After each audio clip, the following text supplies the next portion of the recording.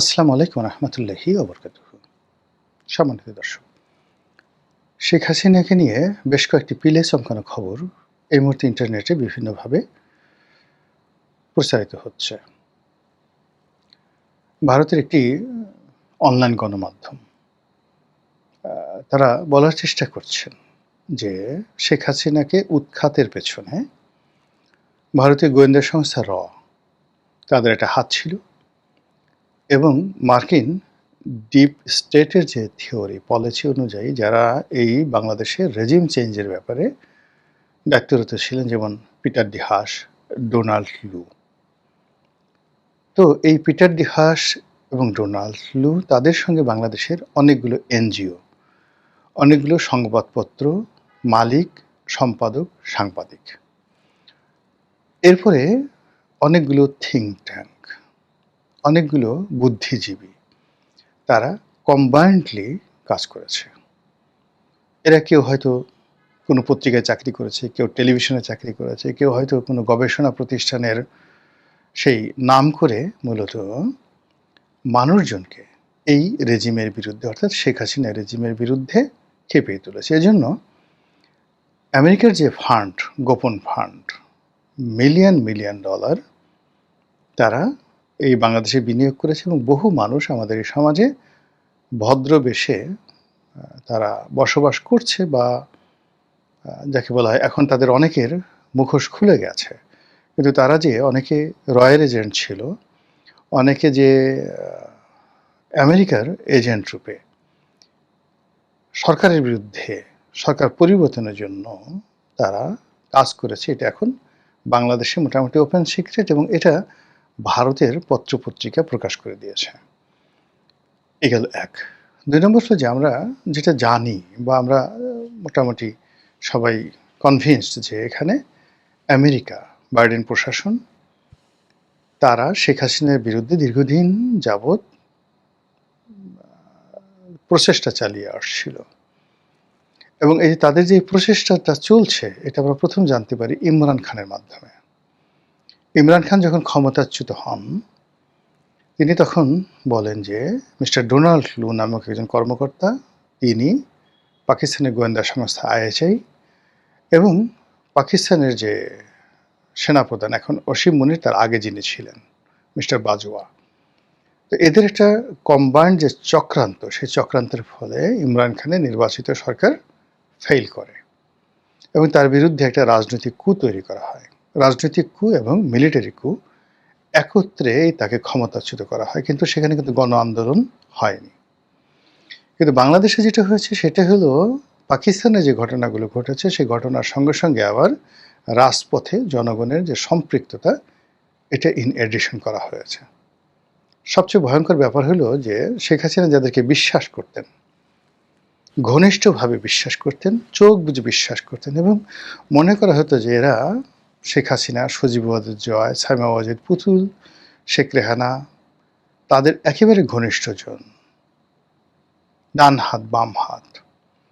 এই সমস্ত লোক যে বিএনপির সাথে যোগাযোগ রাখত, এই সমস্ত লোকজন যে আমেরিকার সাথে যোগাযোগ রক্ষা করতো, এই সমস্ত লোকজন যে যাকে বলা হয় শেখ হাসিনার পতনের জন্য শেষ মুহূর্ত পর্যন্ত তারা ছিল, এবং যাদের নাম আসছে একের বাই নেম ভারতীয় পত্রপত্রিকায়, যাদের নাম আসছে প্রমাণ সহ, এটা রীতিমতো রাজনীতির ইতিহাস পাল্টে যাবে। এই যদি হয় মুনাফিকি, মানে আপনি রাস্তা থেকে একজন লোককে ধরে আনলেন, সারা দেশের মানুষ যাকে সিসি করছে, আপনি তাকে বুকে আগলে রাখলেন বিশ্বাস করে, সেই মানুষটি আপনার পতনের জন্য আপনার শত্রুপক্ষের সঙ্গে বৈঠক করছে, হাত মিলাচ্ছে, আর প্রতিটা মুহূর্তে ক্ষণে ক্ষণে আপনার সমস্ত কথাগুলো নিয়ে প্রতিপক্ষের কাছে বলে দিচ্ছে। ঠিক সেম ঘটনা শেখ হাসিনার ক্ষেত্রে ঘটেছে। এটা এখন মানে মোটামুটি যখন ভারতীয় পত্রিকা তথ্য প্রমাণ সহকারে বলছে, এবং এগুলো ইন্টারনেটে যখন বিভিন্ন ইউটিউবার, কন্টেন্ট ক্রিয়েটাররা দেশি বিদেশে তারা আলাপ আলোচনা করছে, এতে করে যারা রাজনীতির এখন যারা খেলোয়াড় কিংবা আগে যারা খেলছেন সবাইকে রীতিমতো কিংকর্তব্য বিমূঢ় করে ফেলেছে। আমরা বঙ্গবন্ধুর হত্যাকাণ্ডের সময়টিতে খন্দকার মোশতাকের বেইমানি দেখে আমরা হতবাক হয়ে যাই। কিন্তু খুব অল্প লোক জানেন যে আসলে তিনি কি পরিমাণ বেঈমান ছিলেন এবং কোন পর্যায়ের বেঈমান ছিলেন। কিন্তু তিনি যে ভারতের সাথে মানে ভারত যে বঙ্গবন্ধুকে খুন করেছে, এটা আপনারা কয়জন আত্মস্থ করেছেন? অথচ শেখ হাসিনা ভারতে আশ্রয় নিয়েছিলেন। আবার বঙ্গবন্ধু বলে গেছেন যে, "যদি আমার কোনোদিন কিছু হয় তোমরা তোমার মুস্তাক চাচার সাথে যোগাযোগ করো।" এবং শেখ হাসিনা নিজে সেটা পরবর্তীতে বলেছেন, হুমায়ূন রশীদ চৌধুরীকে বলেছেন। তিনি তখন জার্মানিতে ছিলেন রাষ্ট্রদূত। তো তার কাছে যখন বললেন যে, "আমার বাবা বলে গেছে মুস্তাক চাচার সাথে যোগাযোগ করার জন্য।" তখন তিনি আফসোস করলেন মনে, মনে যে, "হায় আল্লাহ! যে মুশতাক বঙ্গবন্ধুকে খুন করছে তার মেয়ে এখন আমাকে বলতেছে মুস্তাক চাচার কাছে কথা বলার জন্য।" এই হলো বেঈমানিদের ইতিহাস। আচ্ছা, বঙ্গবন্ধুকে যারা খুন করলো তাদের কথা বাদ, জিয়াউর রহমানকে যারা খুন করলেন, জেনারেল আবুল মঞ্জুর।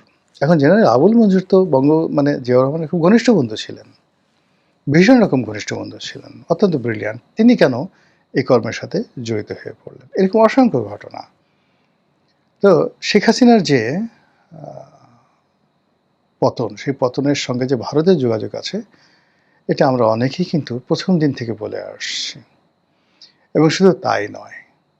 আমি ২০১৩-১৪ সন থেকে কিন্তু অন্ততপক্ষে অনেকগুলো টক শোতে এই কথাগুলো বলেছি যে, বঙ্গবন্ধুকে যেভাবে ভারত সরিয়েছে, তাকে এটা শিক্ষা দেওয়ার জন্য এবং তার পরিবারকে আওয়ামী লীগকে বাগে আনার জন্য। একইভাবে শেখ হাসিনাকেও ভবিষ্যৎ থেকে ক্ষমতার থেকে যদি সরানো হয়, এই দিল্লি এবং এই মোদি তারাই করবে। এবং তার পতনের পর এখন নর্থ ইস্ট বা অন্যান্য যে সমস্ত পত্রপত্রিকা প্রকাশ করছে, কিন্তু আগস্ট মাসের ৫-৬ তারিখে একের পতনের দিনে আমি বললাম যে এই ঘটনাটা যেটা ঘটেছে তার সঙ্গে ভারতের হাত আছে। উনি ভারতে আশ্রয় নিয়েছেন, কিন্তু তাকে ভারত আশ্রয় দিয়েছে মূলত তাকে টাইট দেওয়ার জন্য, তাকে বোঝানোর জন্য, শেখানোর জন্য এবং তাকে ট্রাম্প কার্ড হিসেবে ব্যবহার করার জন্য। এখন যেহেতু ভারতের হাতে শেখ হাসিনা আছে, শেখ হাসিনার ভয় দেখিয়ে তারেক রহমান সাহেবকে দিয়ে অনেক কিছু করিয়ে নিতে পারবেন। অথবা তারেক রহমান সাহেব যদি কথা না শুনেন, শেখ হাসিনাকে সরি বলিয়ে তুমি তো এই কাজগুলো করেছো। বিপদে পড়লে তো মানুষ সবই স্বীকার করে।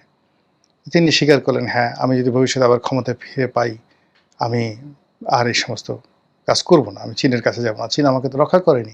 আমি মানে ভারতের অধীনস্থ থাকব। এই দেশের মানুষের জন্য এত কিছু করেছি, এই দেশ তো আমার পাশে দাঁড়ায়নি। কাজেই তোমরা যদি আমাকে ক্ষমতায় বসাও, আমরা তোমার পক্ষে থাকব। তো এই যে তাকে দিয়ে আবার যদি বাংলাদেশে তাকে অনুপ্রবেশ করানো হয়, তখন কি ধরনের একটা ইতিহাস হবে? এটা ভারতীয় রাজনীতির এরকম একটা কৌশল। এবং এটা ভারত যেভাবে করছে, আমেরিকা যেভাবে করছে, এই যে এখন দেখেন বাশার আল আসাদকে এখন রাশিয়াতে পুতিন আশ্রয় দিয়ে রেখেছে এবং যেকোনো সময় যখন ধরেন ইরান জয়লাভ করে, ইরান যদি জয়লাভ করে তাহলে সিরিয়া ১ সপ্তাহে বর্তমানে যারা ক্ষমতায় আছে ১ সপ্তাহ সিরিয়া তারা ক্ষমতায় থাকতে পারবে না। আমেরিকার পরাজয়ের পর ইরান মুহূর্তের মধ্যে সেখানে তাদের কর্তৃত্ব প্রতিষ্ঠা করে ফেলবে এবং সেই কর্তৃত্ব প্রতিষ্ঠা করার পর সেখানে বাশার আল আসাদ ফেরত আসবে। আবার দেখেন ইরানের যে রেজা শাহ পাহলভি, তিনি মারা গেছেন, কিন্তু তার ছেলেকে এখনও আমেরিকা লালন পালন করছে এবং এখন পর্যন্ত সেই ১৯৭৯ সন থেকে আজ অবধি তারা প্রাণান্ত চেষ্টা করে যাচ্ছে কন্টিনিউয়াসলি যে সেখানে একটা রেজিম চেঞ্জ করে তাদের যে পছন্দের মানুষ সেই রেজা শাহ পাহলভি তার ছেলে এখন যিনি আছেন তাকে আবার ক্ষমতায় তারা বসাবে। তো এগুলো সাম্রাজ্যবাদী শক্তিগুলোর একটা কৌশল থাকে এবং সেই কৌশলটা ভারতীয় পত্রপত্রিকা প্রকাশ করে দিয়েছে। এই গেল এক। ২ নম্বর হলো যে বর্তমান সরকার সেই ইউনূস সরকারের মতোই শেখ হাসিনাকে ফেরত দেওয়ার ব্যাপারে কথাবার্তা বলছেন। আর এই সকল কথাবার্তা শুনে ভারত, আচ্ছা ঠিক আছে দেখি, আমরা গবেষণা করি ফেরত দেওয়া যায় কিনা। হাও বলছে না, নাও বলছে না। এটা নিয়ে আওয়ামী লীগকে ভয় দেখাচ্ছে। আওয়ামী লীগের সঙ্গে আরো বেশি করে বার্গেনিং করতে পারছে যে এই তোমাদের তো আমাদের যদি এই ধরনের কথাবার্তা ভবিষ্যতে যদি মানে আমরা তোমাকে সাহায্য করি, ক্ষমতায় আনি, তোমাকে আনি, পুতুলকে আনি, জয়কে আনি, যাকেই আনি না কেন, আমাদের স্বার্থগুলো কি? এই কথাগুলো আগে দস্তখত দাও। যেমন ধরেন ৭১ সনে বঙ্গবন্ধুর সঙ্গে ইন্দিরা গান্ধীর গন্ডগোল হলো কেন? যেটা আমি আসলে ওই ইসলামিক মাইন্ডেড যারা খুব ঘনিষ্ঠ মানে খুব উঁচু মার্গের আ বুদ্ধিজীবী, সাংবাদিক একসময় ইনকিলাবে ছিলেন অধ্যাপক আব্দুল গফুর সাহেব। আমি তার মুখে এই কথাটা শুনেছি। উনারা সবাই বঙ্গবন্ধু, তাজউদ্দিন সাহেব এদের সঙ্গে মানে খুব ঘনিষ্ঠভাবে তাদের সম্পর্ক ছিল। তো তাদের কাছ থেকে আমার এই কথাগুলো শোনা। তো যেটা হলো যে বঙ্গবন্ধু তো পাকিস্তানের কারাগারে। আর মুক্তিযুদ্ধ চলছে। তাজউদ্দিন সাহেব প্রবাসী সরকারের প্রধানমন্ত্রী। কলকাতাতে থাকেন। অন্যদিকে এখানে আ যুদ্ধ চালাচ্ছে সেনাবাহিনী, ভারতীয় সেনাবাহিনী। এখানে মুক্তিযোদ্ধারা আছে। তারা যেন আবার কমান্ডের বাইরে না যায় এজন্য আলাদা একটা মুজিব বাহিনী করে দেওয়া হয়েছে। মুজিব বাহিনীকে আবার কন্ট্রোল করার জন্য সর্বহারা সিরাজ শিকদারের নেতৃত্বে পূর্ব বাংলা সর্বহারা পার্টি করে দেওয়া হয়েছে। এরকম নানা গ্রুপ। আবার প্রবাসী সরকারের মধ্যে শেখ কামাল, ফজলুল হক মনি এদের নেতৃত্বে একটা গ্রুপ করে দেওয়া হয়েছে যেন তাজউদ্দিনকে সবসময় চাপের মধ্যে রাখে। আবার ওদিকে খন্দকার মোশতাক তারা পাকিস্তানের এজেন্ট হয়ে সেখানেও তাজউদ্দিনকে একটা চাপের মধ্যে রাখা হয়েছে। ফলে এই চাপের মধ্যে পড়ে ইন্দিরা গান্ধী যেভাবে দিল্লিতে মানে খন্দকার মানে যাকে বলা হয় তাজউদ্দিন আহমেদ, সৈয়দ নজরুল ইসলাম, ক্যাপ্টেন মনসুর তারা যখন ইন্দিরা গান্ধীর সঙ্গে দেখা করতে গেছেন তাদের সামনে যে পেপারগুলো দেওয়া হয়েছে এইগুলো সাইন করো, তারা ওইগুলো সাইন করা ছাড়া এর বাইরে একটা শব্দ করার মতো অবস্থা তাদের ছিল না। পরবর্তীতে যখন স্বাধীন বাংলাদেশ হলো, বঙ্গবন্ধু আর আসলেন এবং তাজউদ্দিন সাহেব যখন ওই যে তার সঙ্গে যে স্বাক্ষর করা যে MOU এটা তার সামনে দেওয়া হলো এবং তিনি দেখলেন যে বাংলাদেশের পররাষ্ট্র বিষয় আজ যেমন আমেরিকার সঙ্গে একটা গোলামী চুক্তি হয়েছে, এর চেয়ে জঘন্য একটা গোলামী চুক্তি তখন ভারতের সঙ্গে হয়েছিল প্রবাসী সরকারের। বঙ্গবন্ধু সেটা টেনে কুচি কুচি করে ছিঁড়ে ফেললেন।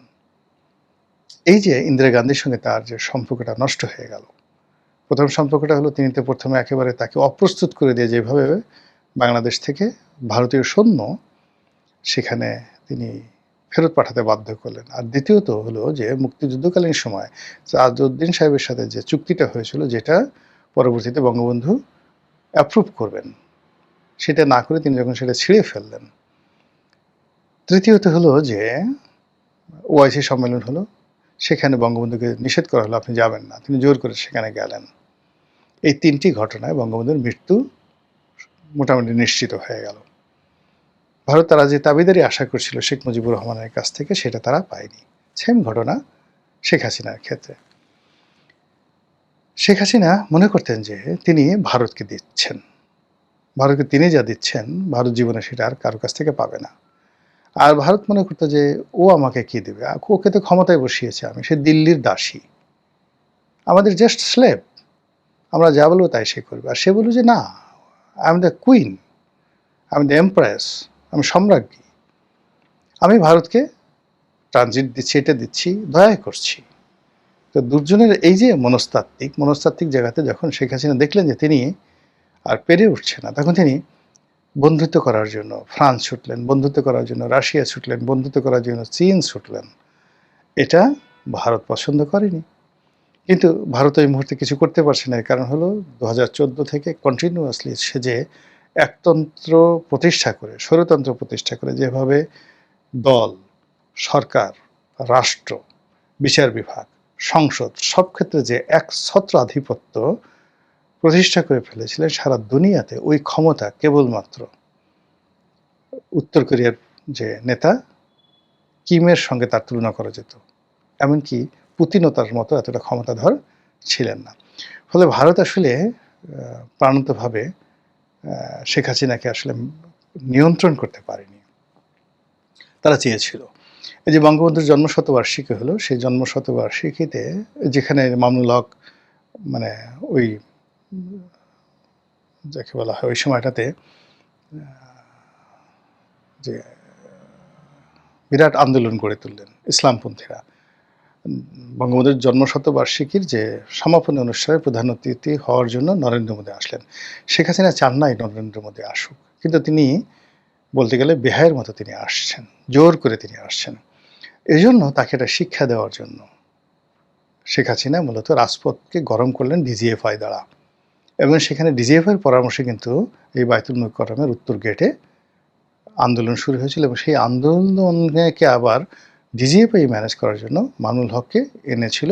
উনি তখন জগন্নাথ কলেজে ছিলেন। এরপরে ঘটনা তো আপনারা সবাই জানেন। উনি নিজেও এই কথাগুলো বলেছিলেন। তো সবকিছুর মধ্যেই সরকারের একটা যাকে বলা হয় ব্যাড গেম ছিল, যেটা ভারত বুঝতে পেরেছিল। ভারত শেখ হাসিনাকে একটা শিক্ষা দিতে চাচ্ছিল এবং শেখ হাসিনা বুঝছিল যে আমাকে একটা শিক্ষা দেবে। তিনি তখন ওই যে বেইজিংয়ে ছুটে গিয়েছিলেন। কিন্তু তিনি যদি ওখানে বেইজিংয়ের সঙ্গে একটা চুক্তি করে আসতেন, যেইভাবে তারা চেয়েছিল সেইভাবে করে আসতেন, তাহলে কিন্তু তিনি টিকে যেতেন। কিন্তু তিনি ওই যে তার যে আশেপাশে সব ভারতের দালালরা ছিল, রয়ের এজেন্টরা ছিল, তারা তাকে বুঝাইছে যে আপা আপনি তো এই কাজ করেন, এখানে যদি চীনের সাথে করেন ভারত সৈন্য পাঠিয়ে আপনাকে ধরে নিয়ে যাবে, আপনার গোপন কথাগুলো বলে দেবে, তার সাথে আপনার যা যা হয়েছে এই জিনিসগুলো সব প্রকাশ করে দেবে, বাংলাদেশ রাখতে পারে না। এই ভয় দেখিয়ে দেখা গেল যে সে চীনকেও রাজি করতে পারলো না, ভারতকে রাজি করতে পারলো না। ওদিকে আমেরিকার শত্রু হয়েছিল এবং নিয়তির যে নির্মম পরিহাস, সেই নির্মম পরিহাসে তিনি ক্ষমতা হারালেন এবং যাদের কারণে ক্ষমতা হারালেন তাদের বাড়িতে তাকে আশ্রয় নিতে বাধ্য হলো। ফলে এখন প্রশ্ন আসছে যে তিনি কি ভারতে গৃহবন্দী, নাকি তাকে অ্যারেস্ট করে রাখা হয়েছে? ভারতকে তাকে বাংলাদেশে ফেরত পাঠাবে? তারেক রহমান সাহেবকে উপহার হিসেবে বন্দী শেখ হাসিনাকে প্রত্যার্পণ করে তারা কি আওয়ামী লীগকে একটা শিক্ষা দিবে? এই বিষয়গুলো নিয়ে কিন্তু এখন আলোচনা হচ্ছে। রাজনীতির শেষ বলে কোনো কথা নেই। কোনটা যে হবে আমরা এখন পর্যন্ত বলতে পারি না। মহান আল্লাহ আমাদের সবাইকে হিদায়াত দান করুন এবং হেফাজত করুন। আসসালামু আলাইকুম ওয়া রাহমাতুল্লাহি ওয়া বারাকাতুহু।